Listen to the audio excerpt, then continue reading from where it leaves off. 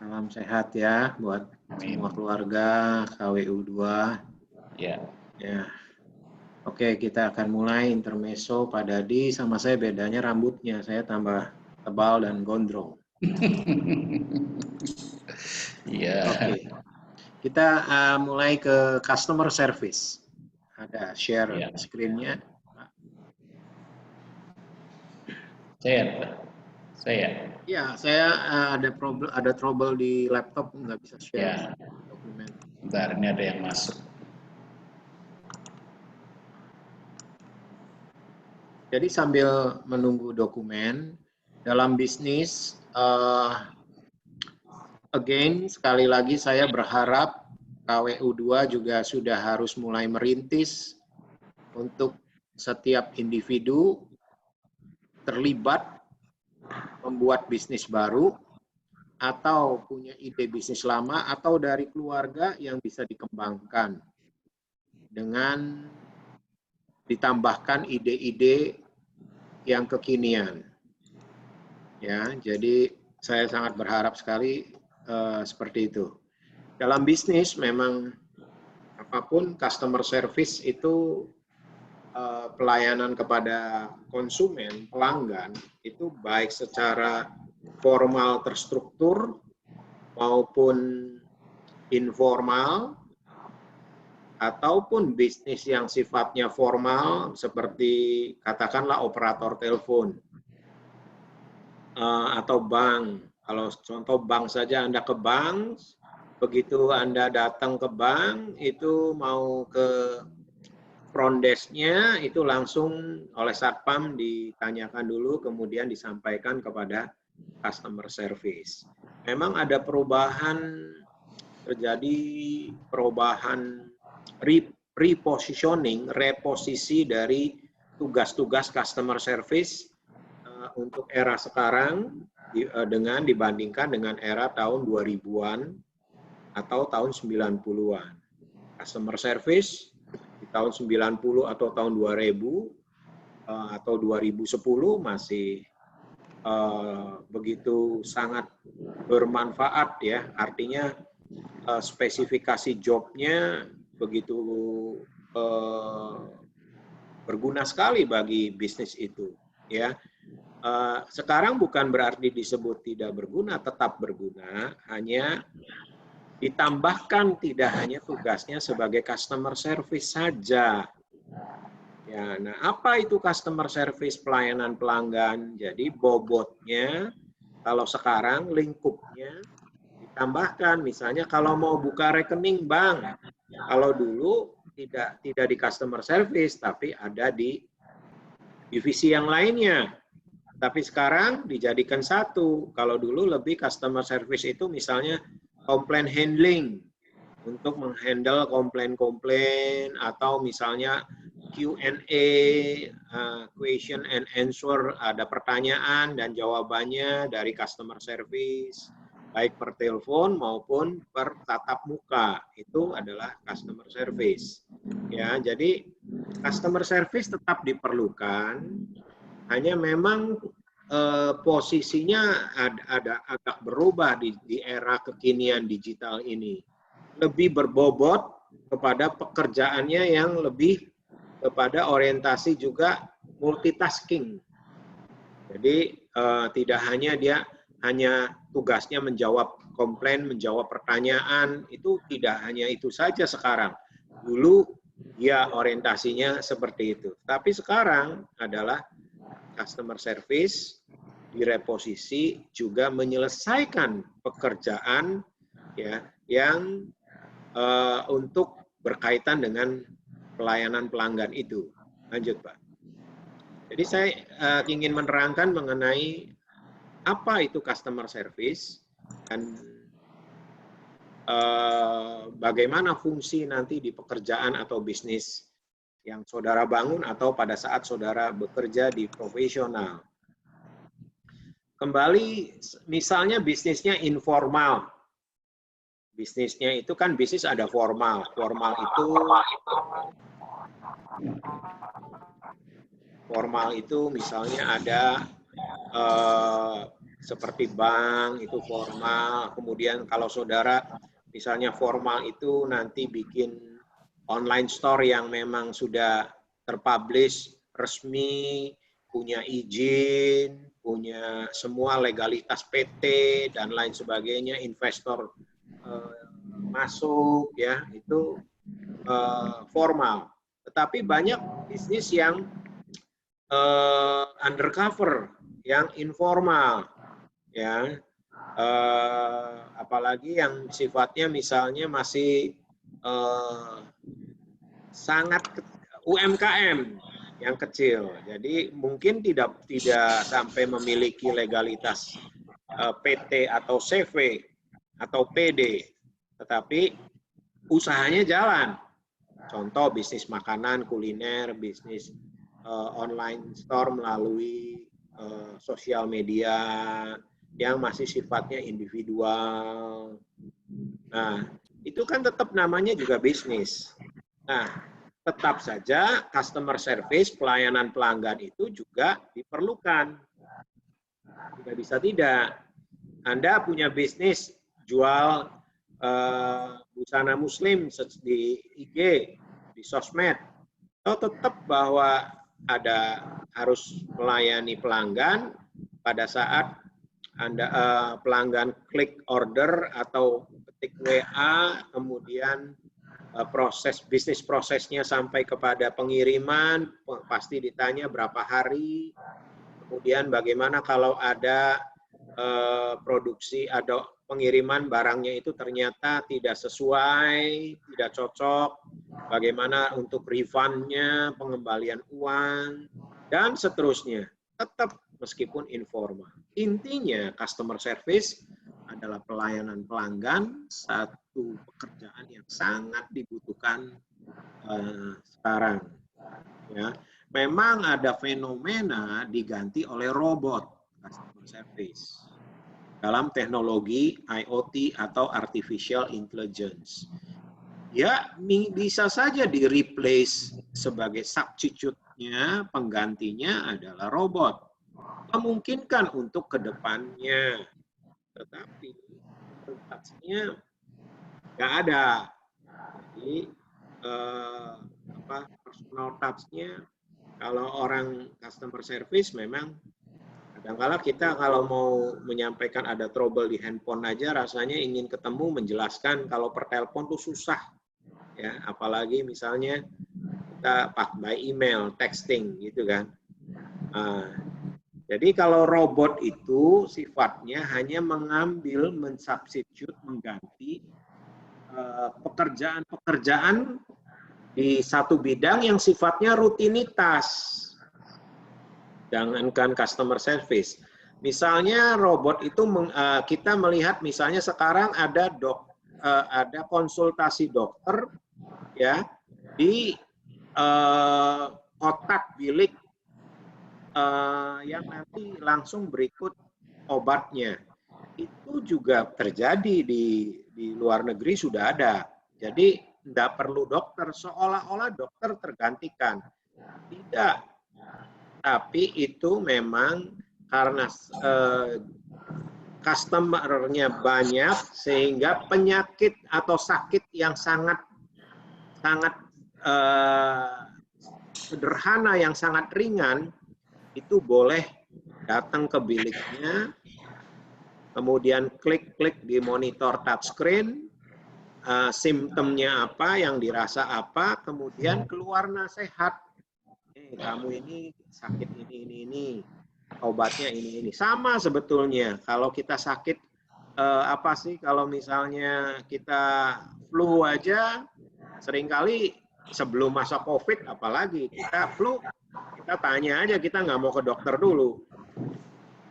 Ya, jadi sama. Nah, kalau misalnya dengan robot, peran dokter untuk penyakit yang sangat sederhana itu, jenis penyakitnya paling nggak juga 50, flu, demam, ini di luar daripada masa COVID ya.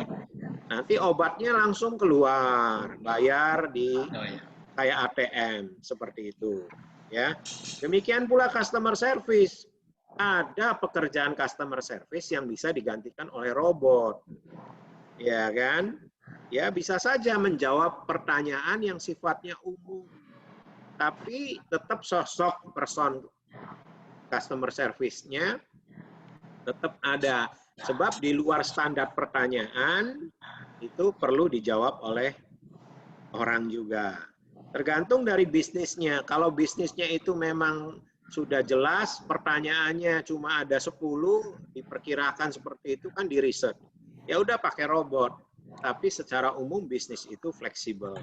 Jadi customer service secara etimologis dalam Kamus Besar Bahasa Indonesia menyatakan pelayanan adalah usaha melayani kebutuhan orang lain, membantu kebutuhan orang lain. Kalau customer service itu nggak hanya nangani komplain, misalnya saya butuh handphone, nah saya bingung spek yang bagus bagaimana, mereknya apa, tapi sesuaikan dengan uang. Saya mau beli laptop, saya mesti yang bagaimana, duitnya berapa, lebih bagus yang mana, yang tepat apa. Nah itu pertanyaan yang mengganggu seorang customer itu harusnya terjawab oleh customer service. Misalnya, oh kalau gitu saya mau beli laptop Lenovo. Saya hubungi laptop Lenovo, customer service-nya.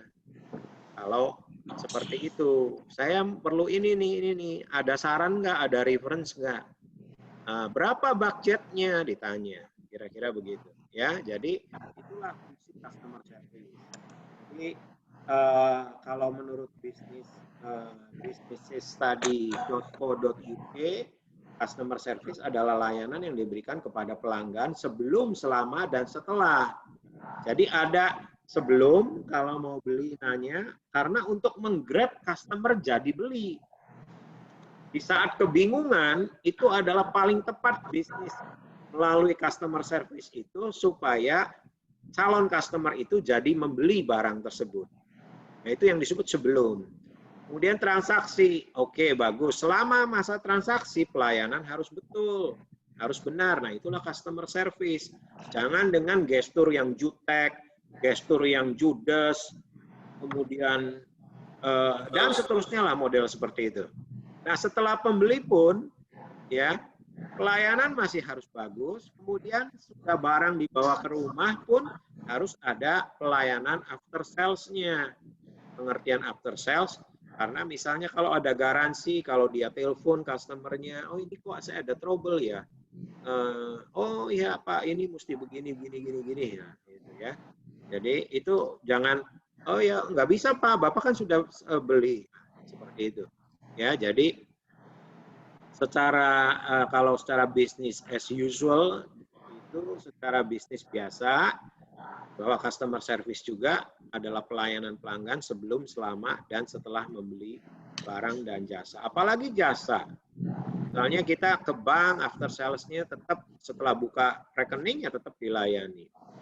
Ya, itu customer service pengertiannya. Lanjut, Pak.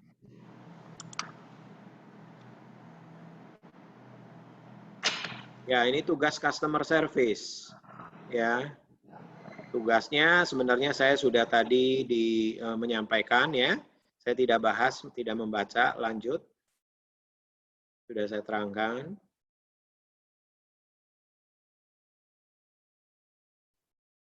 Next, Pak.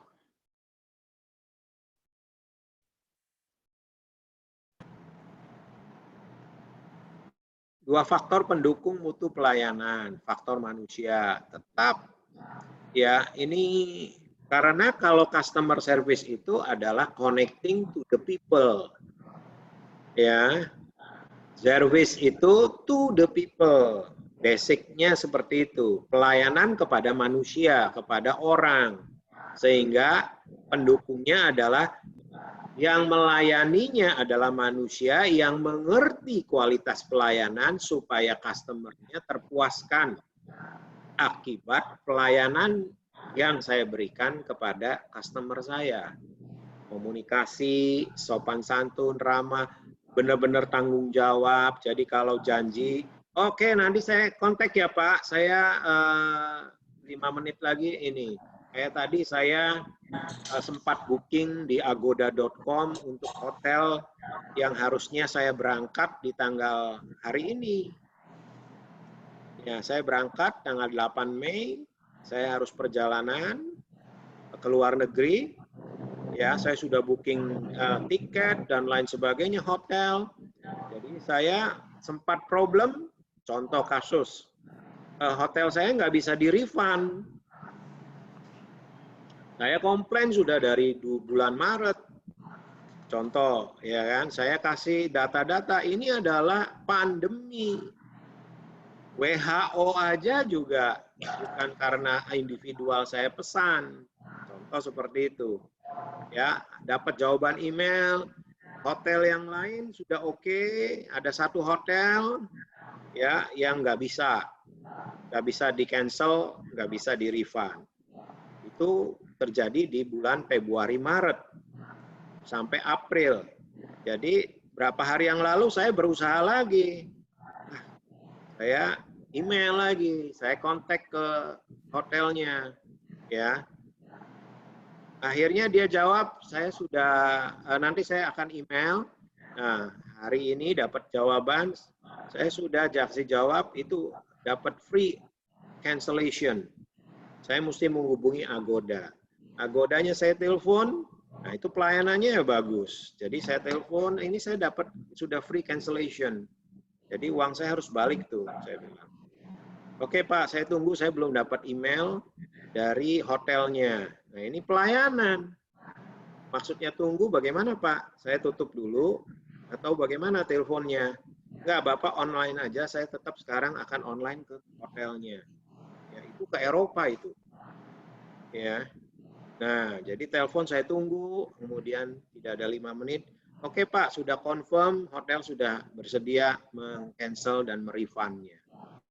Ya, nanti dana Bapak akan dikembalikan 30 hari. Nggak apa-apa kalau SOP-nya seperti itu. Jadi itulah customer service, connecting to the people. Bayangkan kalau saya berhadapan dengan answering mesin saja, yang notabene seperti robot. Terus gimana aksesnya? Langsung kesel. Betul? Nah, jadi dua faktor pendukung dari mutu pelayanan ini adalah, sebentar.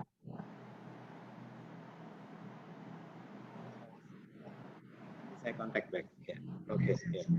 Ya. Oke. Jadi yang kedua adalah faktor sarana dan prasarana yang mendukung kecepatan. Saya sebagai customer service, kayak tadi Agoda contoh, dia mendapat sarana, boleh menelpon meskipun ke Eropa, ke Australia, pada saat telepon satunya adalah on dengan saya. Sehingga saya nggak usah dipersulit nanti besok atau Senin telepon lagi.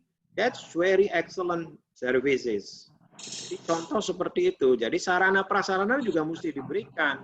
Kalau telemarketing harus diadakan oleh customer service bagi perusahaannya, tapi perusahaannya tidak mendukung kasih sarana telepon dan lain sebagainya, ya itu juga tidak tepat. Ya, jadi dua faktor pendukung ini adalah faktor manusia dan faktor sarana prasarana.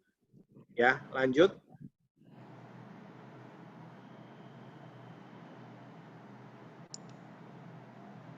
Oke, ya. Jadi ciri-ciri pelayanan yang baik ya tadi tanggung jawab. Tanggung jawab itu nomor satu penting. Platform dari seorang customer service dan perusahaannya, budaya perusahaannya tanggung jawab. Jangan hit and run. Kemarin saya ngajar di KWU apa ya Pak Dadi? Satu. Mengenai monkey business, bisnis monyet. Ya, bisnis monyet itu memang ada filosofinya, itu bisnis kotor, dirty business, yang hit and run, nggak ada tanggung jawabnya itu bisnis itu, dan itu harus hati-hati, jangan sampai terjebak di situ. Ya, jadi perusahaan harus punya budaya tanggung jawab. Budaya itu diturunkan kepada seluruh pegawainya, termasuk customer service. Jadi jangan Udah nanti kalau ada telepon itu mau membatalkan hotel bilang aja nggak bisa. Padahal itu bisa saja ya. Itu saya kalau tidak ngejar ke Agodanya, itu duit ditransfer ke Agoda, semua diam saja. Bisa saja seperti itu. Ya kan? Tapi karena bertanggung jawab, dia menyelesaikannya. Ya kan?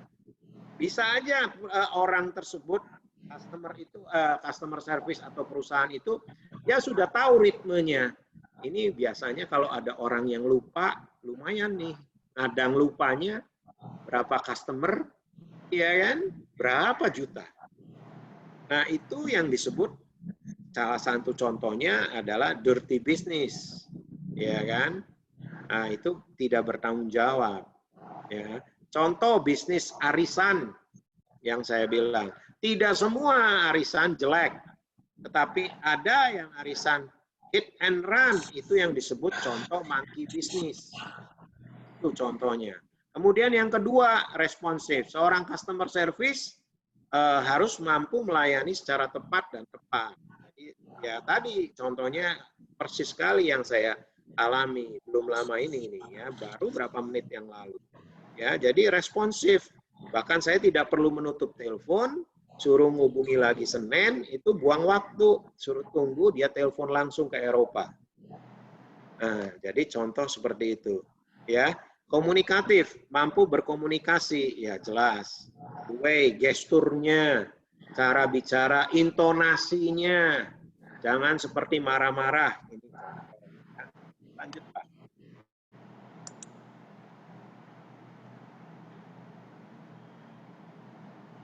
Keamanan, ya akan safety-nya mesti ya baik confidential untuk setiap transaksi, ya semua ada kode etik dalam bisnis, nggak bisa cupar mulut mudah mengomong kemana-mana tentang informasi bahkan nasabah. Wah itu bisa disu namanya, bisa dituntut, ya sebab itu mengganggu privacy daripada customer. Ya, profesionalisme harus ada. Kalau Anda sebagai customer service, ada orang yang komplain, marah-marah, terus Anda pulang diantar sama pacar atau sama siapa, teman. Ya, selama perjalanan Anda komplain, cerita, curhat, nama customer disebut, problemnya apa, it's not mature, itu belum dewasa. Itu harus Anda keep. Harus Anda punya the way membuang hasil marahnya customer itu dengan cara yang lain, bukan cara curhat menceritakan informasi tentang customernya. Apalagi sebagai medis. Saya coba tanya ke anak saya yang sekarang jadi psikolog, clinical psycholog. Ya, jadi kalau saya nanya nyinggung sedikit customernya, dia langsung confidential, very secret. Nggak bisa. Ya, apapun. Ya, jadi yang kelima adalah kecakapan. Oh, agile, cerdas, cakap, kemudian apalagi cerdik dalam bekerja, dalam menjawab. Jadi tidak istilahnya beleguk. Ditanya, kok diam? Karena nggak tahu jawabannya apa. Nah, jadi harus cakap dalam menangkap, kemudian mengolah katanya. Dan sifatnya customer service itu memberi kesejukan kepada customer, bukan memicu, bukan sebagai kompor. Ya, justru harus menyejukkan. Itulah customer service. Ya, ingat tujuannya menyejukkan customer, membuat satisfaction customer, kepuasan. Ya, kemudian pemahaman, berusaha memahami kebutuhan nasabah, artinya customer service harus cepat tanggap terhadap apa yang diinginkan nasabah. Contoh lagi Agoda, it's very responsive, sangat responsif. And then dalam saya telepon mungkin 7-8 menit dan semua selesai. Ya, lanjut.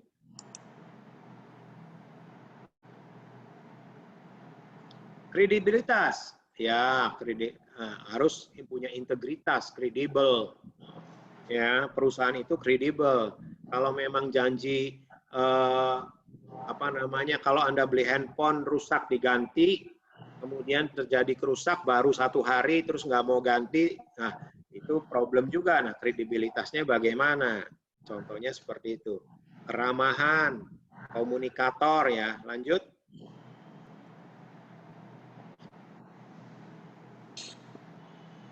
Ya, peranan dasar customer service.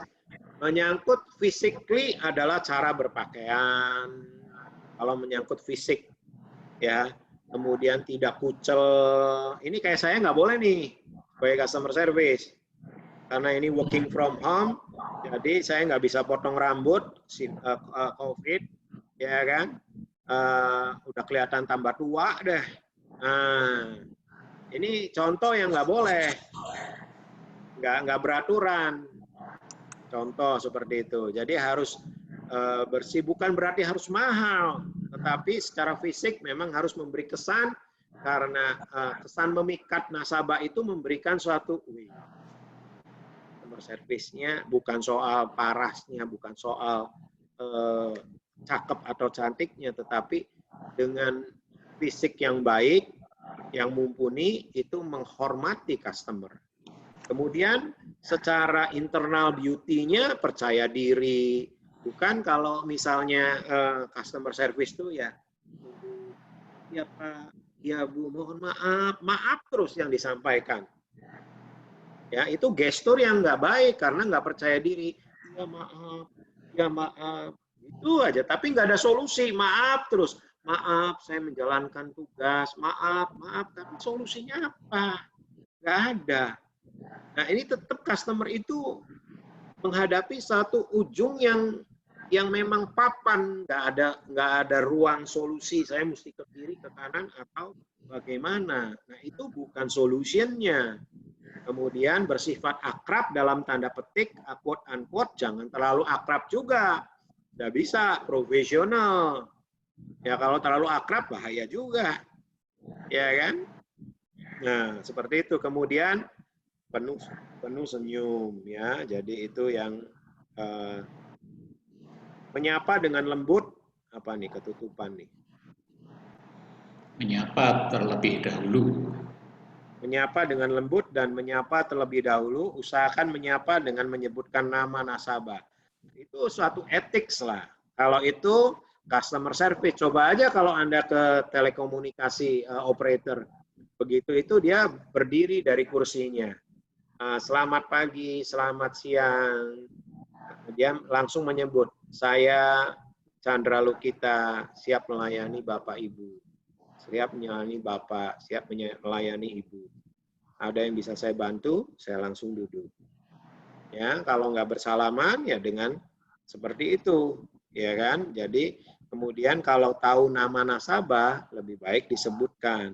Kemudian customer service dalam memberikan kartu nama tentunya harus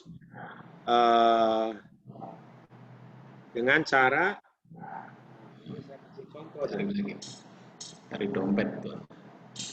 dompet dulu deh. Jadi misalnya ini kartu nama ini SIM saya, ya.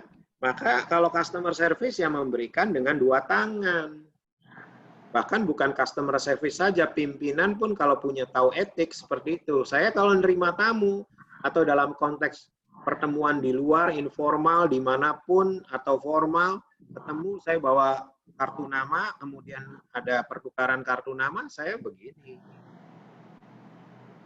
Jadi ini tidak ke atas ya, karena ini supaya ini kelihatan di kamera seperti ini. Dan lihat, posisinya yang dibaca yang ini adalah ke sana, bukan terbalik seperti ini.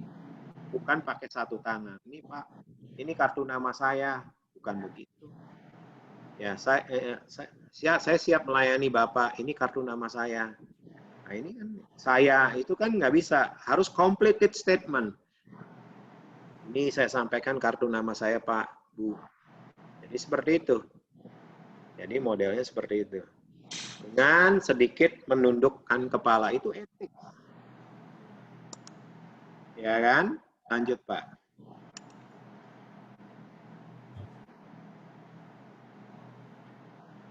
Ya, semua harus calm down, tenang, kalem. Ya, kemudian gigih, menjadi pendengar yang baik. Jadi jangan nanti customer service sambil bawa pegang HP, iya Pak, gitu, iya, iya, iya iya Pak, iya, maaf maaf Pak, maaf. Nah, jadi seperti itu juga nggak baik, contoh ya. Nah, cara jelas, mudah dipahami, bersemangat dalam melayani dan harus menunjukkan pelayanan yang prima, jangan menyela. Nah, menyela memotong ini seringkali terjadi. Itu yang bikin jengkel customer, seringkali itu terjadi. Jadi, ambillah momentum masuknya yang tepat. Jika lagi sedang emosi, biarkan dulu, selesaikan dia. Gitu. Tapi tetap terjaga.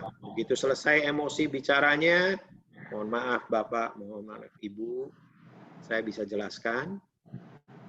Jadi seperti itu. Kemudian baru dijelaskan. Penyejuk. Ibadah juga kan. Dan mampu meyakinkan nasabah jika tidak sanggup menangani, minta bantuan kepada rekan kerja yang selevel atau yang manajernya. Jika belum dapat dilayani, beritahukan kapan nasabah akan dilayani. Nah, harus jelas kalau itu. Bapak, Ibu, 30 menit lagi, nanti ada teman saya yang akan melayani Bapak atau Ibu.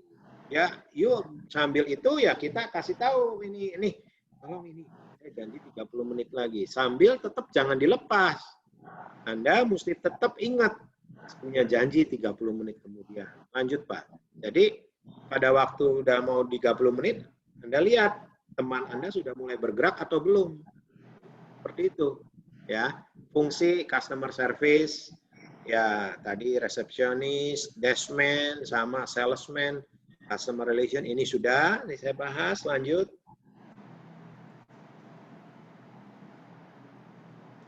Ya, tuntutan dituntut selalu memberi pelayanan prima. Ya, ini juga saya skip saja, sudah saya terangkan secara ini. Ya, budaya pelayanan prima. Kalau customer service itu menjalankan sesuai SOP, tapi perlu di training. SOP itu prosedur, sistem dan prosedur pelayanan. Kalau ada yang komplainnya jenis A, maka yang mesti saya sikapi sebagai customer service A. Kalau B, B. SOP-nya jelas. Kalau sampai nggak bisa teratasi, kemana saya lari? Kemana saya menyelesaikannya? Lari ke manajer. Nah, jadi SOP-nya ada, makanya mempunyai sistem. Jangan mentok juga, wah ini udah nggak bisa, ya udah habis Pak, maaf aja terus, karena nggak ada solusi. Seperti itu, mempergunakan perlengkapan operasional yang canggih agar dapat memberikan pelayanan. Ya, sekarang WA, coba kalau nggak ada WA, bagaimana coba info dari Pak Sudadi kepada Anda semua? Ya, email aja kalah cepat. Nah, karena tidak interaksi langsung terbuka, ya kan? Jadi itu, ya. Kemudian karyawan, pegawai yang profesional, ada partisipasi bimbingan, ya itu kan pelatihan-pelatihan. Lanjut, Pak.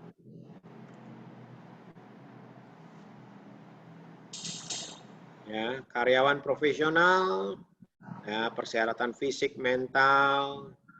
Oke, ini Anda bisa, tadi saya sudah jelaskan juga proses-proses ini. Lanjut.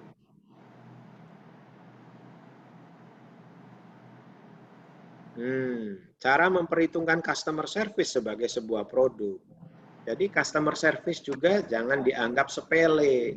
Dianggap sebuah produk yang bisa mempunyai nilai jual. Maksudnya tuh itu. Jadi kalau kita beli produk, maka ada nilai jualnya, nilai atas value atas barang produk itu. Tapi customer service juga bukan yang customer beli. Saya beli barang, laptop, ya kan? Saya beli barang handphone, maka saya produknya adalah yang saya dapatkan adalah handphone atau laptop itu.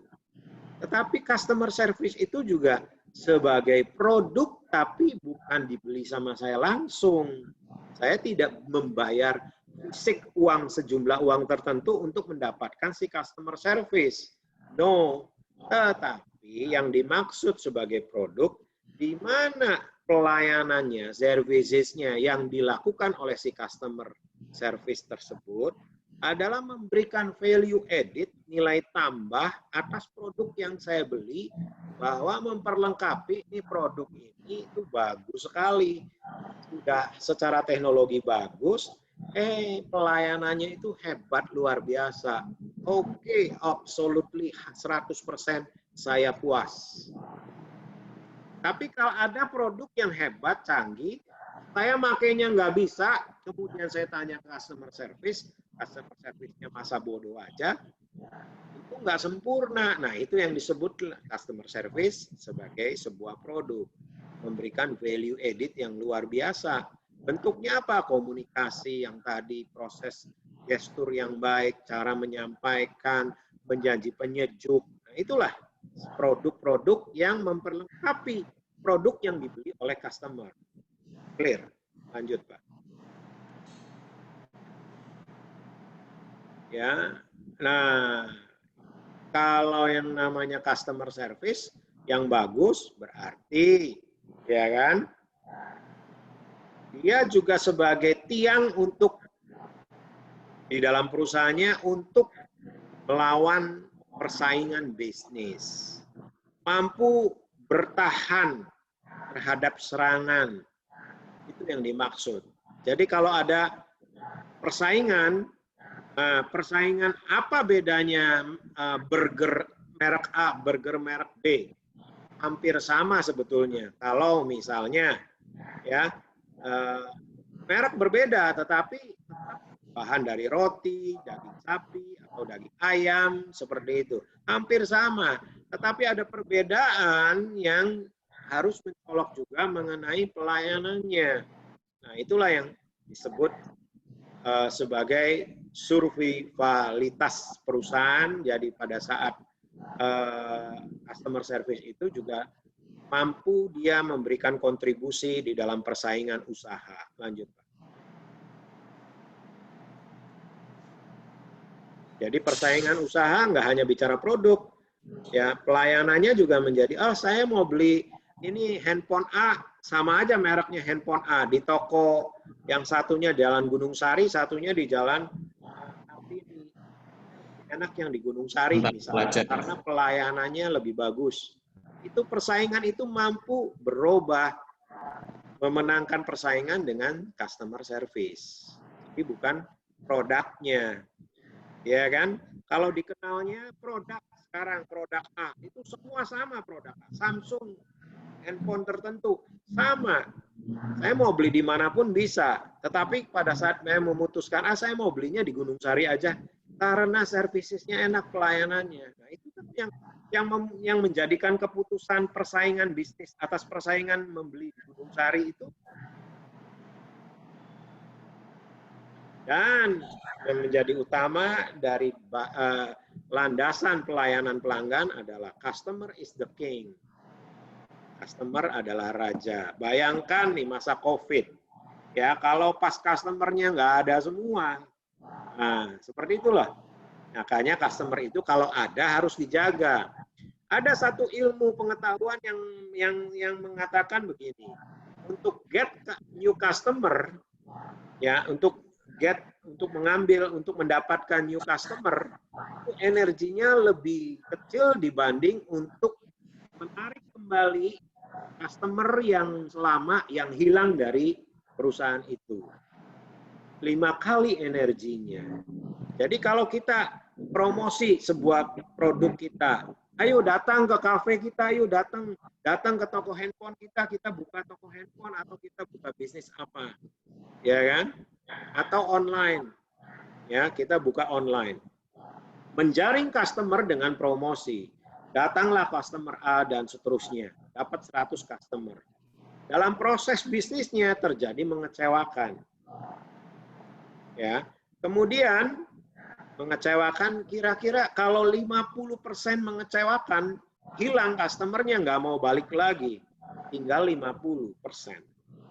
Kemudian berusaha untuk menarik kembali, menggait kembali customer yang lama 50% itu. Itu tidak semudah seperti awal promosi. Itu rumus bisnis. Anda mesti mengkoreksi dulu kenapa dulu Anda mengecewakan. Nah, itulah bisnis. Ya, kalau datang ke kafe, ya, pelayanannya udah bagus, datang kedua, ketiga tambah menurun, taste-nya menurun, pelayanannya menurun, misalnya lama servisnya, Anda nggak mau datang lagi, sudah. Dan si kafe ini promosi, nelpon kepada Anda. Pak, datang dong, ayo kita ada promo gini. Anda punya feedback yang akan berbeda, responsif kognitifnya berbeda. Males, lu lama, gitu. Ya, hotel sama saja. Ya, misalnya saya kalau ke Jakarta ada hotel yang biasa, udahlah ke situ saja gampang. Tapi pada saat tertentu pelayanan tambah menurun, kotor, ya saya hilang. Ada persaingan bisnis, hotel yang lain banyak yang baru, lebih murah. Jadi saya pindah, saya ditelepon. Karena saya udah berapa tahun di hotel itu sendiri, itu aja kalau ke Jakarta. Pak, kenapa udah lama nih ini? Saya kasih masukan, saya berapa kali terakhir itu, wah kotor sekali, saya bilang. Nah, itu untuk menarik kembalinya susah, hilang. Itulah yang disebut pelanggan adalah raja. Ya, saya rasa itu. Ada lagi Pak Dadi? Membingkai customer sebagai produk, saya tadi ceritain mengenai customer adalah memberikan value added. Ada framing, ada bingkai, ya, yang memang wajib memberikan pengaruh kepada calon customer untuk memutuskan membeli barang, bukan saja atas dasar pengaruh si hebatnya teknologi handphone. Jadi jangan berasumsi percuma customer service. Yang penting teknologi ini. Betul, ada betulnya, tetapi tidak 100% holistik. Ya, produknya sama ini semua, tapi saya lebih memilih di toko itu karena customer service-nya baik. Ya kan? Itulah yang disebut framing, bingkai customer service sebagai produk. Ya. Ya, ini udah diterangkan, kenali lebih dekat pelanggan Anda. Nah, apalagi bisnis kafe, restoran, lanjut.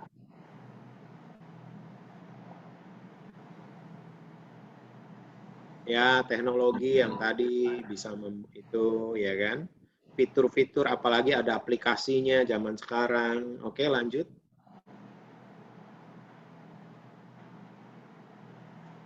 Nah, ya ini bisa dibacalah waktu yang tepat melakukan keputusan beresiko. Ya, itu kita mesti pandai menguasai diri aja dan situasi. Ya, terakhir itu kalau misalnya kita sebagai customer service, kalau masih terus mentok, kita harus bisa membawa diri kita tenang, tidak malah menjadi tambahan membuat marah daripada customer. Ya, saya rasa itu sore hari ini, saudara-saudara semua. Terima kasih. Berapa yang hadir Pak Dadi? 37. 37, baik. Ya, semoga Anda minggu depan UTS diberikan kesehatan yang baik, ketenangan, dan tentunya salam hormat buat keluarga semua. Terima kasih. Wassalamualaikum warahmatullahi wabarakatuh. Waalaikumsalam warahmatullahi wabarakatuh. Ya, demikian teman-teman, saudara-saudara. Ini pertemuan terakhir minggu depan ujian tengah semester ya. Jadi persiapkan baik-baik, kita ujiannya online. Saya rasa sudah jelas semuanya, sudah diberi panduan untuk mengikuti ujian.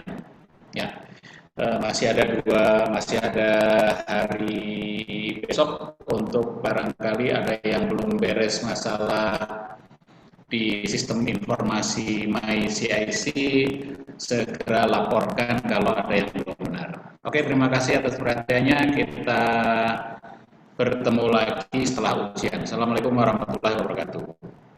Selamat sore.